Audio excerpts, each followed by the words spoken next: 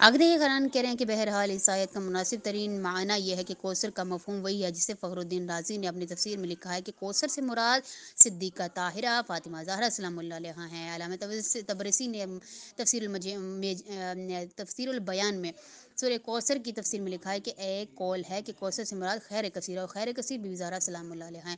ایک اور قول ہے کہ نسل اور اولاد کا کثرت کے ساتھ ہونا۔ یہ بات ازر من القمص ہے کہ رسول خدا صلی اللہ علیہ وسلم کی اولاد جو حضرت فاطمہ کے ذریعے پھیلی وہ شمار سے باہر ہے اور قیامت تک باقی رہے گی اور پھلتی پھولتی رہے گی۔ فخر الدین رازی نے اس مورد کی تفسیر میں لکھا ہے کہ تیسرا قول یہ ہے کہ کوثر سے مراد رسول اللہ کی اولاد ہے۔ مفسرین نے کہا ہے کہ یہ سورہ پیغمبر اکرم پر اس وقت نازل ہوئی جب مشرکین نے آپ کو طعنہ دیا تھا کہ آپ کا بیٹا نہیں ہے، اس طرح آپ کی اولاد نہیں ہے۔ خداوند متعال نے ان کے جواب میں آپ پر یہ سورہ نازل فرمائی اور آپ کو اس قدر اولاد عطا کی کہ ہمیشہ باقی رہے گی۔ آپ دیکھ سکتے ہیں کہ اس دن سے لے کر آج تک اہل بیت کتنے مارے گئے اور باوجود اس کے ان کے وجود سے دنیا بھری پڑی ہے۔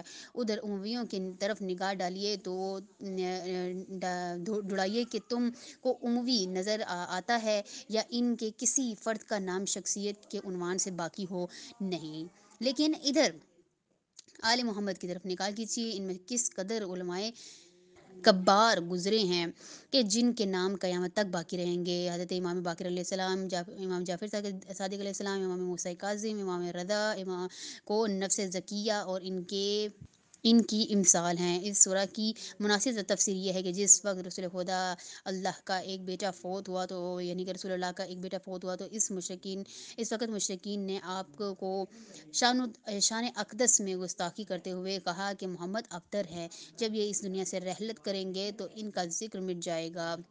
اللہ تعالیٰ نے آپ سے فرمایا اگر آپ کا بیٹا فوت ہوا ہے تو ہم نے آپ کو فاطمہ عطا کیا، اگرچہ یہ ایک ہے بظاہر کم ہے لیکن عنقریب اللہ اس واحد کو کثیر میں بدل دے گا۔ اس کلام کی صداقت تمہارے سامنے ہے۔ آج ہر طرف نگاہ دوڑائیے، حضرت فاطمہ طاہرہ کی اولاد نظر آئے گی۔ جو فاطمہ طاہرہ کی اولاد حقیقت میں رسول اللہ کی اولاد ہے۔ عراق میں اس وقت سادات 10 لاکھ موجود ہیں، ایران میں 30 لاکھ کے قریب ہیں، مصر میں 50 لاکھ، مراکش میں 50 لاکھ، جزائر تیونس میں، اندلس میں ایک کثیر تعداد سادات کی آباد ہے۔ اس طرح اردن، لبنان، سوڈان، خلیج فارس کے ممالک اور سعودیہ میں لاکھوں کی تعداد میں زندگی بسر کر رہے ہیں۔ اس طرح ہندوستان، پاکستان، افغانستان، انڈونیشیا اور ان کے ارد گرد علاقوں میں بھی اولاد رسول کی کثرت موجود ہے۔